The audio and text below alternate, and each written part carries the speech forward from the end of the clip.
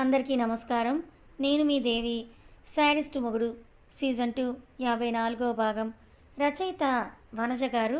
నీతో మాట్లాడడం కూడా నాకు టైం వేస్టే అని అనుకున్న సీత ఆ పిల్లలు ఇద్దరిని ఎత్తుకొని తన రూమ్లోకి తీసుకెళ్ళిపోయింది. ఓడిపోయాను అన్న అసహనం నా ఇంట్లో దీని పెత్తనం ఏంటి అసలు? అభిని ఈ సీతను పెళ్లి చేసుకోకుండా ఉండి ఉంటే బాగుండు కదా, ఎన్ని మాటలు నాకు చెప్పాడు అని అంటూ తన ఫ్లోని బాధతో తన రూమ్లోకి వెళ్ళిపోయింది. గడిపెట్టేసుకుంది జానకి. సాయంత్రం ఇంటికి వచ్చిన అభికి ఇల్లు మొత్తం బాగా వేడిగా ఉండడంతో గెస్ట్ రూమ్లోకి వెళ్ళాలా లేక తన రూమ్లోకి వెళ్ళాలని ఆలోచించుకుంటూ చివరిగా తన రూమ్కే ఫిక్స్ అయ్యి పైకి వెళ్ళేసరికి అప్పుడే స్నానం చేసి వచ్చిందేమో. ఒంటికి టవల్ని చుట్టుకొని వాష్రూమ్లో నుంచి బయటకు వస్తూ కనపడింది జానకి. కానీ అభి కళ్ళు కిందకి దించుకొని వెనక్కి వెళ్ళిపోతుంటే అది చూసిన జానకి, ఏమైందిరా, ఎందుకలా వెళ్ళిపోతున్నావు? నువ్వు ఎప్పుడు నన్ను ఇలా చూడలేదా? మన గతంలో అంటూ బాధగా అడుగుతూ ఉంటే, అది గతం జానకి, పిల్లలు వస్తారు, వెళ్ళి డ్రెస్అప్ అవ్వు అని అంటూ మళ్ళీ కిందకు వచ్చేసాడు అభి. అనవసరంగా ఆ రూమ్కి వెళ్ళానా అని అనుకుంటూ గిల్టీ ఫీల్ అవుతూ కిందున్న సీత రూమ్లోకి వెళ్ళి ఫ్రెష్ అప్ అయ్యాడు అభి. రాగానే మొదటి భార్య మీదకి గాలి మళ్ళిందేమో, అక్కడికి వెళ్ళారు కదా, మళ్ళీ ఎందుకు ఇక్కడికి రావడం అని అంటూ సీత అభిని అంటూ ఉంటే చిన్నపిల్లంతో రొమాన్స్ చేయాలని అనిపించింది, గాలి మళ్ళింది, అందుకే ఇటు వచ్చానంటూ మెల్లో ఉన్న టవల్ సీత నడుం చుట్టూ వేసి దగ్గరికి లాక్కున్నాడు అభి. వదలండి, పిల్లలు వస్తారు అంటూ సీత కొంచెం సిగ్గుగా అంటే, వాళ్ళు హాల్లో ఉన్నారు, నువ్వు కంగారు పడకుండా కిస్ ఇచ్చేస్తే నేను హ్యాపీ అయ్యి బయటికి తీసుకెళ్తాను నిన్ను అని చెప్పాడు అభి. బాబు, అవునా, నన్ను నిజంగా మీరు బయటికి తీసుకెళ్తారా? అయితే ఓకే అంటూ సీత ఒప్పుకున్నప్పుడు అభి ఓ డౌట్కి రావాలి కదా, ముద్దొస్తుందని ఎక్స్పెక్టెడ్ చేసిన అభి సీత బ్రెయిన్ అందుకోలేకపోయాడు. సరే ముద్దిస్తాను, బయటికి తీసుకెళ్తానన్న ప్రామిస్ బ్రేక్ చేయరు కదా అని అడుగుతూ ఉంటే సీత తల మీద ముద్దు పెట్టుకొని, నాకు కూడా కొంచెం రిఫ్రెష్ కావాలి, అందుకే బయటికి వెళ్దామన్నాను చెప్తూ, మరి ముద్దు అని అడిగాడు అభి. బాబు, కళ్ళు మూసుకుంటే ఇస్తానని సీత అంటే, ఎక్కడిస్తావు సీత అని అడిగాడు అభి. మీరే చెప్పండి, ఆ ప్లేస్ కూడా అని అంటూ సీత అడుగుతూ ఉంటే లిప్స్ మీద అని అంటూ తన వేలు పెట్టి చూపించాడు అభి. అవునా, అయితే ఓకే అని అంటూ తర్వాత మెల్లిగా అభి కళ్ళు మూసుకున్నాక మిర్రర్ ముందుకి వెళ్ళి అభికి రూపానికి ముద్దు పెట్టింది లిప్స్ మీద సీత.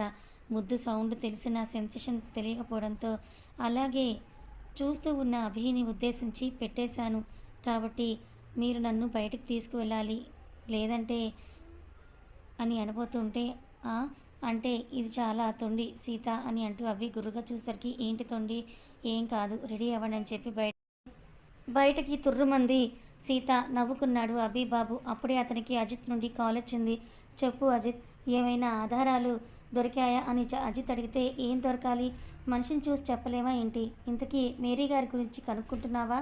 నాకు ఆఫీస్కి వెళ్ళడంతోనే సరిపోతుంది, హాస్పిటల్కి వెళ్ళలేకున్నాను అంటూ అభి అంటే, ఆ డాక్టర్ నాకు టచ్లోనే ఉన్నారు, ఇంకా స్పృహ రాలేదంట, రాగానే చెప్తా అన్నారంటూ అయాన్, వాడు ఎలా ఉన్నాడు, తనకి చెప్పావా అసలు విషయం అని అజిత్ అభిని అడుగుతూ ఉంటే, డైజెస్ట్ చేసుకోగలరు అనుకుంటున్నావా, చూద్దాం, మనకు నిజం తెలిసిన రోజు వాడు కూడా చూస్తాడు కదా, వాడి లైఫ్లో మనం ఎందుకు ఫోర్స్ చేయడం అని అంటూ ఇంకాసేపు మాట్లాడుకొని కట్ చేశారు అభి అజితులు. తన రూమ్లో నుండి బయటకు వస్తున్న సీతని, ఆమె కళ్ళల్లో ఆనందాన్ని చూసిన జానకి, ఏంటి ఆ రూమ్లో నుండి తెగ సిగ్గుపడిపోతూ వస్తున్నావు అని డౌట్గా అడగటంతో నార్మల్ ఫేస్ పెట్టుకున్న సీత, మనిషి పెరిగితే సరిపోదు కానీ బ్రెయిన్ కూడా పెరగాలి, నీకు వయ్యారంగా వడ్డించుకొని ఆఫీస్కి తీసుకుని వెళ్ళావు కదా, మరి వచ్చాక ఆయనకి కొంచెం మనశ్శాంతి అనేది ఇచ్చి ఉంటే బాగుండేది కదా, అయినా మళ్ళీ ఎవరికోసం రచ్చ చేసావు అంటూ సీత కాస్త గట్టిగా అడిగేసరికి, నోరు మూసుకొని పడుండు, నేను జానకిరామ్ భార్యని, నేను ఉండగా అభి ఇంకొకరిని పెళ్లి చేసుకున్నాడు అని కేసు వేస్తే మొత్తం అందరూ జైలుకి వెళ్తారు, ఆ విషయం నీకు అర్థమవుతుందా అని జానకి అనేసరికి అక్కడే ఉన్న కౌశల్య కూడా మాట విని మౌనంగా ఉంది. పాపం ఆవిడ ఏం చేస్తుంది, ప్రతిసారి కొడుకు జీవితం బాగుందని సంతోషపడేసరికి మళ్ళీ ఏదో ఒక ఆటంకం వస్తోంది, తన జాతకం బాగాలేదా లేక అభి పుట్టిన క్షణాలు బాగాలేదా అని అనుకుంటూ 28 సంవత్సరాలు వెనక్కి వెళ్ళారు ఆవిడ. మొదటి పెళ్ళాం అని ఎత్తేసరికి సైత సైలెంట్ అయితే, అయినా నేను ఎందుకు నా అమ్మగుడిని చిరాకు పెడతా, ఆయన రాగానే వాష్రూమ్ నుండి టవల్తో బయటకు వచ్చున్నా, అది చూసి నేను ఇంకా గుర్తున్నా అనుకుంటాడు అని అనుకుంటే ముఖాన్ని గంటూషం లాగా పెట్టుకొని దగ్గరికి వచ్చాడు అభి. దానికి నన్నేం చేయమంటావు అని జానకి అనేసరికి, సిగ్గులేదు, పెద్దవాళ్ళు పిల్లలున్నారు, వాళ్ళ ముందు ఏం మాట్లాడో కూడా తెలియదా నీకు అని చిదిరించుకొని వెళ్ళిపోయింది సీత. రాత్రి ఆఫ్టర్ భోజనాలు సీత పిల్లల్ని పడుకోబెట్టి వెళ్దాం అని అభి అంటే, ఎక్కడికి రామ్ అని కోపంగా అడిగింది జానకి. ఇక్కడికైతే నీకెందుకమ్మా అని సీత అంటే, నా అని జానకి ఇంకేదో చెప్పబోయేలోపు, నా మొగుడు నేను మొదటి భార్య అంటావు అంతే కదా, ఎప్పుడూ వేసే రొట్టె డైలాగ్నే కదా, ఆయన నాకు కూడా తాళి కట్టాడు కాబట్టి నీతో ఎంత టైం స్పెండ్ చేస్తున్నారో నాతో కూడా అంతే టైం స్పెండ్ చేసే అధికారం ఉంది అని అంటూ సీత కూడా ఎదురుకు మాట్లాడేసరికి జానకి ఇంకేం అనలేకపోయింది. పిల్లలు ఎక్కడా కనిపించడం లేదంటూ అభి అడుగుతూ ఉంటే, మీ కూతురు ఉంది కదా ప్రిన్సెస్ అమ్మగారు, అన్నం తినిపిస్తూ ఉంటే ఆదిత్యను కొరికితే వాడు ఏడ్చాడు, అందుకని దాన్ని ఒక మాట అన్నాను, అది ఏడుపెత్తుకుంది, ఇద్దరు ఏడుస్తూ అలాగే పడుకోబెట్టి జోకొట్టేసరికి నిద్రపోయారని సీత అంటే, పిల్లల్ని తిడతావా అన్న జానకి మాటకి ఎవరూ కూడా పట్టించుకోలేదు. ఫలితం కిచెన్ పని మొత్తం అయిపోయాక సీతని తీసుకొని అభి బయటికి వెళ్ళాడు. జానకి ఎంత మొత్తుకుంటున్నా కూడా వినకుండా ఇద్దరు కలిసి ఫస్ట్ టైం బైక్ మీద బయలుదేరారు. సీత అభి మీద చెయ్యి వేయలేదని, రోడ్ అని ఫీల్ అవుతుందేమోనని వరుసగా స్పీడ్ బ్రేకర్ని చూపించేసరికి అప్పచ్చలాగా సీత వెళ్ళి అభికి అతుక్కుపోయింది. దాంతో అభిలో హుషారు అంతా ఇంతా కాదు, బండి రయ్యమని పోనించాడు అభి.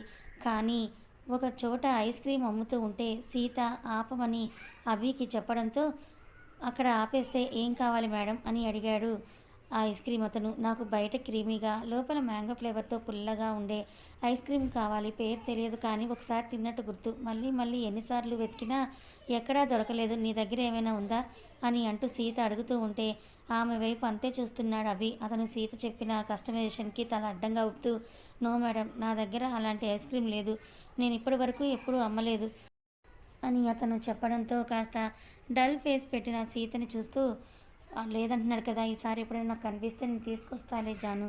లేదురా, అది నాకు ముంబైలో కూడా దొరకలేదు, ఎంత ట్రై చేశానో తెలుసా, ఐస్ క్రీమ్ షాప్స్లో ఎందుకు చేసి ఇవ్వమని అడిగినా పిచ్చిగా చూస్తారంటూ సీత అనేసరికి, నేను తీసుకొస్తానంటున్నా కదా అని అభి అనేసరికి సరే అని అంది సీత. ఇద్దరూ కాసేపు అక్కడే వాక్ చేస్తూ ఉన్నారు. చెయ్యి పట్టుకొని వాళ్ళ మధ్య మాటలు ఏం దొరకడం లేదు. అభి అయితే ఆ మూమెంట్ని ఎంజాయ్ చేస్తున్నాడు. సీత మాత్రం జానకి అన్న పోలీస్ కేసు గురించి ఆలోచిస్తూ ఉంది. ఏమైంది, ఎందుకు అలా ఆలోచిస్తున్నావు అని అంటూ సరిగా లేని సీతని అడుగుతున్న టైంలోనే వాళ్ళ వైపు ఒక ట్రక్ దూసుకొని రావడంతో అభి అలర్ట్ అయ్యి సీతతో సహా పక్కకి వెళ్ళాడు. ఫ్రాక్షన్ ఆఫ్ సెకండ్స్లో ఇటువైపు నుండి ఇంకో ట్రక్ కూడా రావడంతో అభికి అది తమ కోసం కాదు సీత కోసం ప్లాన్ చేసిన మర్డర్ ప్లాన్ అని అర్థమయ్యి జ్వాల అనుకుంటూ చేతి పిడికిలు బిగించాడు. కానీ భయపడి తన గుండెల్లో వదిలిన సీతను చూస్తూ కోపం కంట్రోల్ చేసుకున్న అభి మరోవైపుకి వెళ్ళి ఫుట్పాత్ మీద నిలబడినా కూడా ట్రక్స్ దాడి ఆపకపోవడంతో తన పాకెట్లో ఉన్న గన్ తీసి 2 ట్రక్స్ చక్రాల మీద కాల్చేసరికి పంచర్ అయ్యి ఎటో వెళ్ళిపోతూ వీళ్ళకి దూరంగా వెళ్ళిపోయాయి. భయపడుతున్న సీతని వాటర్ తాగించి కాస్త స్థిమితపడ్డాక ఆ ట్రక్స్ నెంబర్ నోట్ చేసుకొని అభి సీతని తీసుకొని ఇంటికి బయలుదేరేసరికి అతని కోసమే సిద్ధంగా ఉన్నారు పిల్లలు ఏడుస్తూ. టైం 11 అవుతోంది. 9 పడుకున్న పిల్లలు 11కే లేచి ఎందుకు ఏడుస్తున్నారు అని అంటూ సీత కంగారు పడుతుంటే అభి జానకి వైపే చూశాడు. నువ్వు నీ సెకండ్ వైఫ్తో బయటికి వెళ్ళావు కదా, నిద్ర పట్టక నేను అటు ఇటు తిరుగుతూ ఉంటే గదిలో నుండి వీళ్ళ ఏడుపులు నాకు వినిపించాయి. ఏమైందని డోర్ ఓపెన్ చేసి చూస్తే పిల్లలిద్దరూ కూడా ఏడుస్తూ ఉన్నారు.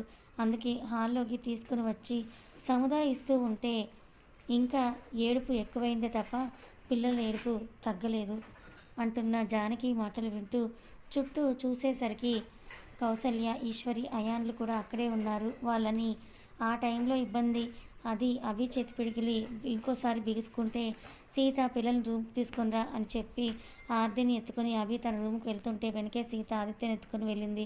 కౌసల్య, ఈశ్వరి ఒకరి ముఖాలు ఒకరు చూసుకొని వెళ్ళిపోతే అయాన్, జానకి ఎదురెదురుగా మిగిలారు. నువ్వు న్యూజెర్సీ నుండి వచ్చినట్టు గుర్తు, నాకు ఇంకా వెళ్ళలేదా అని అడిగింది జానకి అతనితో ఫస్ట్ టైం మాట్లాడుతున్నట్టు. లేదు, ఇక్కడే ఉంటే మీకు ఏమైనా ప్రాబ్లమ్నా అని అంటూ అయాన్ సీరియస్గా అడిగేసరికి, లేదు నాకేం ప్రాబ్లం ఉంటుంది, ఈ రామ్కి జాలిగుండె ఎక్కువైపోయి అందరినీ తెచ్చి ఇంట్లో పెట్టుకున్నాడు అని తిట్టుకుంటూ అభి రూమ్కి వెళ్ళేసరికి అది నో ఎంట్రీ బోర్డు పెడుతూ లోపల నుండి లాక్ వేసి ఉండడంతో పళ్ళు నూరిన జానకి కింద ఇంకో గెస్ట్ రూమ్లో అడ్జస్ట్ అయింది. లోపలికి వెళ్ళిన అభి సీత ఎంత సముదాయిస్తున్నా పిల్లలు ఏడుపు ఆపకపోవడంతో ఇద్దరిలో కూడా కంగారు పీక్స్కి వెళ్ళిపోయింది. అర్ధరాత్రి సడన్గా లేవడంతో పిల్లల్లో సహజంగా ఉండే షాక్కి వెళ్ళిన వాళ్ళు ఏడుస్తూనే ఉంటే భుజాల మీద వేసుకొని తిప్పినా కూడా ఒళ్ళో పడుకోబెట్టుకున్నా కూడా ఇద్దరు కూడా ఏడుపుని ఆపడం లేదు. ఏమైనా అయ్యిందా, ఆ జానకి వీళ్ళని ఏమైనా చేసిందా అన్న అనుమానం వచ్చిన సీత పిల్లల బాడీ మొత్తం కూడా పట్టి పట్టి నిమిరి చూస్తూ ఉంటే అది చూసిన అభి ఏమైంది సీత అని అడిగాడు. ఏం లేదండి, దెబ్బలు ఏమైనా తగిలాయేమో అని చూస్తున్నానని చెప్తూ వాళ్ళ ఒంటి మీద ఏం మచ్చ లేకపోవడంతో రిలాక్స్ అయ్యి పిల్లలు చెవి నొప్పి కడుపు నొప్పి వచ్చినప్పుడు కూడా చెప్పలేక ఏడుస్తారంట. వీళ్ళ మెడిసిన్స్లో ఉన్నాయేమో చూడండి అని అంటూ సీత అంటే వెతికి తెచ్చిన అభి అవి పిల్లలకు వేసినప్పుడు ఏడు పాపరు. నానా ప్రయత్నాల తర్వాత ఆదిత్య సైలెంట్ అయి మెల్లిగా నిద్రలోకి జారుకుంటే ఆద్య మాత్రం ఇంకా ఏడుస్తూనే ఉంది. దాంతో సీతకి అభికి జాగారం తప్పుకుంటే ఎప్పుడో తెల్లవారుజామున అలా కునుకు తీశారిద్దరు. దాని పరిమాణం ఆద్య ఒళ్ళు కాలిపోవడం, తన ఒళ్ళోనే పడుకున్న ఆద్య వేడి సీతకి తెలుస్తూ ఉంటే తను లేచి అభిని కూడా లేపింది. సీత ఏమైంది అని అభి అడగటంతో ఆద్యకి ఫీవర్ వస్తుందని సీత అనగానే ఆదిత్యని కూడా పట్టుకొని చూస్తాడు. అభి సేమ్ ఫీలింగ్ కలగడంతో సెకండ్ థాట్ కూడా లేకుండా ఇద్దరు పిల్లల్ని కూడా ఎత్తుకొని తమ పార్ట్నర్షిప్ ఉన్న మల్టీ స్పెషాలిటీ హాస్పిటల్కి వెళ్ళి జాయిన్ చేస్తారు పిల్లల్ని. సెలైన్ పెట్టడం అయ్యాక రాత్రి ఏదో జరిగింది అని అభి సెన్స్ చేసేలోపే అతనికి ఆఫీస్ నుండి ఫోన్ కాల్ వచ్చింది. సార్, మనకు ఒక ప్రాజెక్ట్ కంప్లైంట్స్ ఇప్పుడే మీటింగ్ పెట్టి డెమో అడుగుతున్నారు సార్ అని కంగారుగా మేనేజర్ కుమార్ అభితో చెప్పేసరికి వాట్ ఈస్ దిస్ కుమార్, డెమోకి ఇంకా 1 వీక్ టైం ఉంది కదా, ఇప్పుడేంటి అని అంటూ ఫ్రస్ట్రేషన్లో అభి అంటుంటే లేదు సార్, వాళ్ళకి ఇప్పుడే కావాలంట, లేదు అంటే మన దగ్గర నుంచి ఆల్రెడీ చేయించుకున్న ప్రాజెక్ట్ని క్యాన్సిల్ చేస్తామంటున్నారు సార్. మన కంపెనీకి హాఫ్ ఆఫ్ ది ప్రాజెక్ట్స్ వాళ్ళ దగ్గర నుంచే వస్తున్నాయి సార్, అందుకే ఏం చేయాలో తోచక మీకు కాల్ చేస్తున్నా అని కుమార్ చెప్పేసరికి సరే అంటూ కాల్ కట్ చేసిన అభి సీత దగ్గరికి వెళ్ళాడు. పిల్లల బెడ్స్ మధ్య కూర్చొని ఉన్న ఆమె ఎంత టెన్షన్ పడుతుందో, ఏడుస్తోంది అని ఆమె ముఖమే చెప్తూ ఉంటే సీత ఆఫీస్కి వెళ్ళాలి, నువ్వు చూసుకోగలవా అని అంటూ అభి అడిగేసరికి అతని కాలర్ పట్టుకుంటూ ఇప్పుడు కూడా నీకు ఆఫీసే కావాలా అని అంటూ అరిచి ఏడుస్తూ అతని గుండెల్లో ముఖం దాచుకొని ఏడుస్తూ నా పిల్లలు అంటూ బాధపడిపోతుంది సీత. మేడం, ఇక్కడ ఏడవద్దు, పిల్లలు డిస్టర్బ్ అవుతారు అంటూ నర్స్ చెప్పేసరికి సీతను బయటకు తీసుకువెళ్ళాడు అభి. ఆమెకి ఈ విషయం అర్థమయ్యేలా చెప్తే పోతే పోనీ పిల్లల కంటే ఎక్కువ కాదు, నువ్వు ఇక్కడే ఉండాలంటున్న సీత ఎదురుగా నిలిచి అన్నయ్యని వెళ్ళనివ్వలే వదినా, నేను ఇక్కడ ఉంటాను కదా అని 2 ఏళ్ల తర్వాత హాస్పిటల్ ముఖం చూస్తున్న అయాన్ అంటే ఆశ్చర్యంగా అయాన్ వైపే చూశాడు అభి. కథ కొనసాగుతుంది.